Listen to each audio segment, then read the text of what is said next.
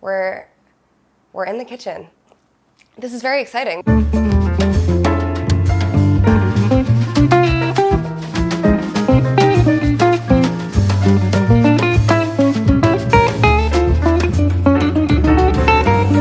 This is my favorite place in the apartment.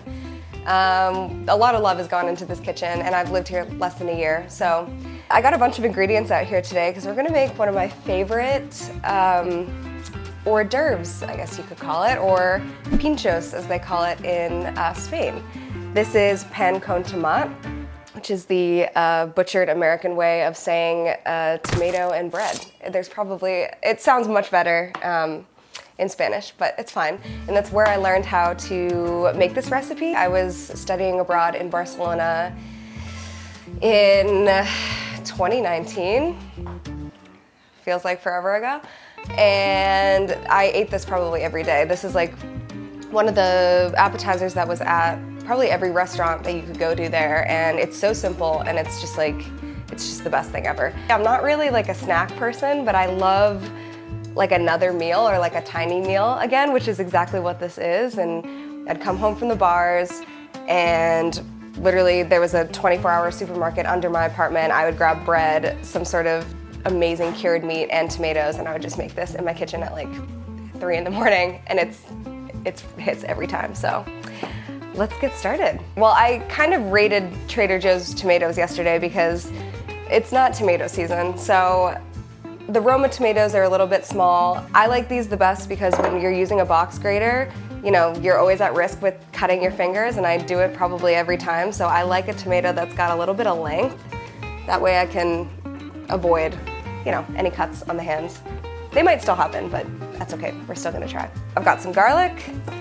I've got a good loaf of bread. They say the most important thing about this recipe is actually the quality of bread that you have. So, and this actually isn't that good quality of bread. This is the best I could find at Trader Joe's again, but you're not always gonna have access to like fresh baked bread every day. So you gotta like keep it flexible. We're gonna grate this into a large bowl, and I just feel like I need to do it. I need to like stop talking about it. All right, here we go. This is also a little bit of a labor of love, you know. It takes some time. When I'm in my kitchen, I kind of love the tedious tasks. Anyone who knows me kind of knows that like I like taking hours and hours in the kitchen, even if it's something that's really simple, because it's my favorite place to be. So I'm grating these basically down to a pulp. I like to use the biggest side here just because it grates them much faster, and some people like to double strain it so that you don't get all the chunks of tomato, but that's kind of my favorite part, so we're just gonna go with it. Be aware of your fingies. When you're grating it down, sometimes you can't make it all the way to the end, so I always like to get a little bit more. I like to get by like a little bit more, what am I trying to say? Like, I like to get more tomatoes than maybe you would think. Whatever, like, you know what I'm saying? But it kind of makes this like really nice, pulpy, tomatoey mush, you know? What would you expect, honestly? I'm just gonna add some garlic now. I'm kind of notorious for adding too much garlic. You can never have enough garlic, but for this, since you're using raw garlic, there is a tipping point where it's just gonna be like, you don't want that harsh taste of garlic that's just like way too much for the mouth, and it kind of overpowers the dish. So I'm just gonna use 2 cloves of garlic. I'm a little upset about it, but it's fine. If it were just me eating it, I think I would probably use like 4 cloves of garlic. What you're supposed to do technically with this is you're supposed to rub it onto the bread. You know how people do that with like garlic bread? I don't really like to do that. I don't know why. I feel like I want to use the garlic more than just the essence of it. So I like to actually grate the garlic into the mixture so that you really get like the garlicky taste. And it will actually be a bit less harsh the more it's grated down. Like the finer it is, like the better it'll blend. So I'm gonna use, actually this is one of the most annoying kitchen tools and one of my least favorite because it's really hard to clean. Any other time I really don't like this, even though it was a very kind gift. Thank you, David. And I do use it, but Yeah, it's just like, it's a bit of a pain to clean. But for this purpose, it's really nice because we're just gonna squeeze it in there. And then it's like, that takes away, like there's so much time saved that you could have, so much time saved that I would have been chopping this up, and I don't have to anymore. But yeah, this is kind of what you're left with, and you just have to like peel it out. It's fine. If you have one of these, I recommend using it for this. If not, you could also just dice the garlic or mince the garlic. I also recommend having a scrap bowl. I've never done this until today. We're adding the garlic in there. Next, we're gonna add a little bit of salt and then just a little bit of olive oil. Again, I don't really do measurements, but just, you could also taste as you go. I like a lot of salt, I like a lot of oil, I like a lot all together. As you can see, no measurements, no portions to worry about here. That's fine. I'm using sea salt. You can use flaky salt too. A lot of people like to use like the wide, flat, like flaky salt. That's more for like garnishing. This does the same thing in my mind. I know there's different purposes for different salts. I don't know what those purposes are, so I'm just using the salt that I have, and that's this. These are also still pretty big, like coarse flakes. Should be good. Just a couple of doses. Oh yeah, that's nice. Oh yeah, so, okay, we're gonna slice our bread. I'm gonna just cut it into little slices like this, but traditionally, at least the way I had it in Spain, is you would slice it the long way and have these like long pieces of toast. I preheated the oven to 400 degrees Fahrenheit. You could broil, you could also do 350, it depends on how much time you want.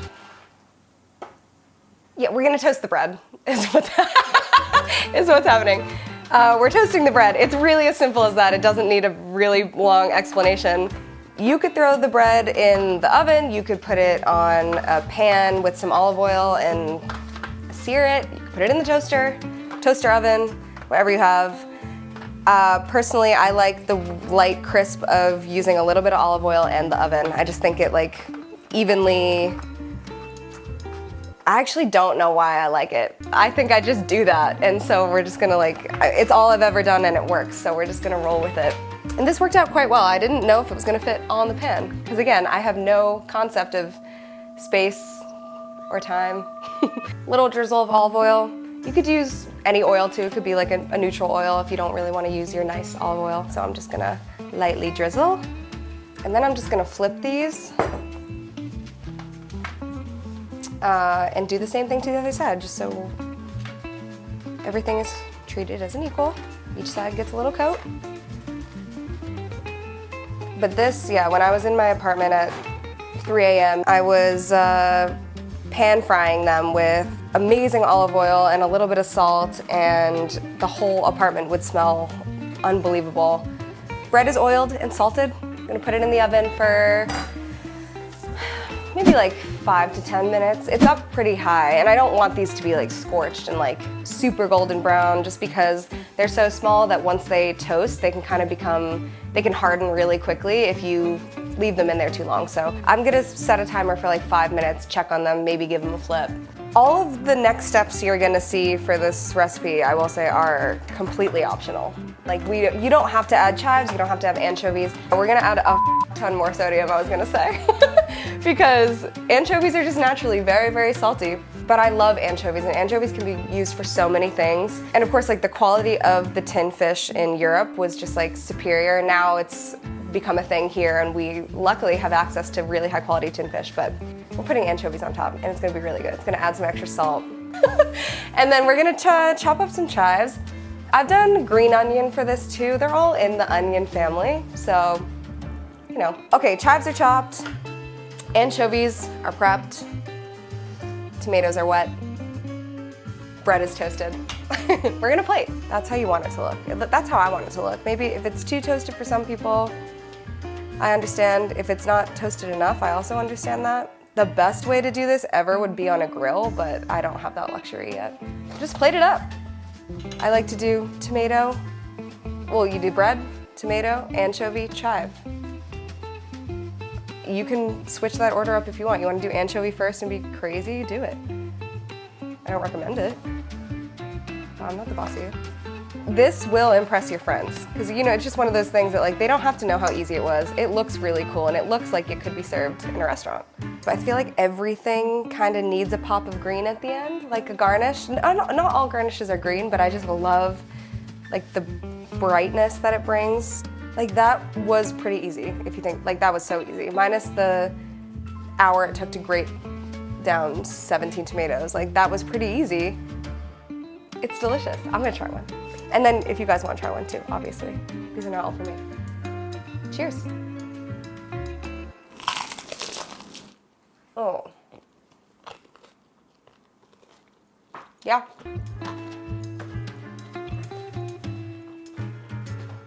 Just takes me right back. It's good.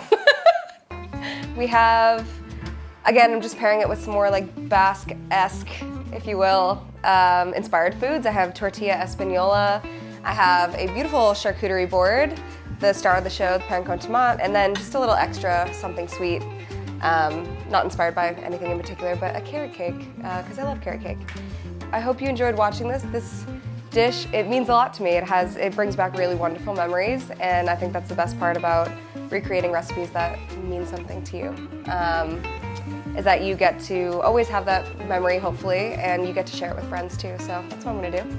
I'm gonna share this feast with some really good friends, and I hope you do the same. That's why I wanted to use them all, because that was an in-season tomato. Yeah, let a tomato surprise you. Let a tomato surprise you.